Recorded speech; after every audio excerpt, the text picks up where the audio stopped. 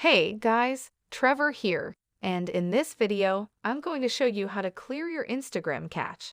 It's pretty quick and easy, so let's jump right in. Now, Instagram itself takes up a lot of memory. It will take up memory, both the app itself, but also over time. It builds up a lot of cache and can use a lot of memory on your phone.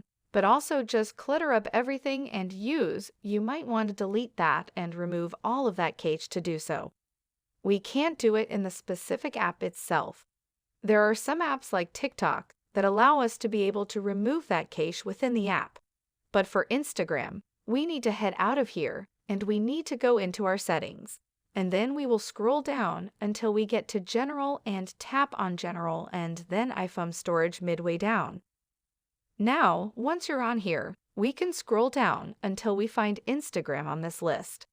There it is. There it is. And you can see that it's taking up 216 megabytes of app data and 87 of documents and data. Now, I can offload this app and reinstall the app. And what this does is it will remove all of the cache that's associated with the Instagram app and force update it to the latest version, refreshes all the app files and everything. So once that goes through its process, then it should run a lot smoother and faster. And if there are any kind of bugs in it, that usually helps to get rid of any sort of bugs. But the nice thing is you don't lose your log in your DMS, anything like that. You can see I open it back up, and it's just as it was before I offloaded the app. Hope this helps.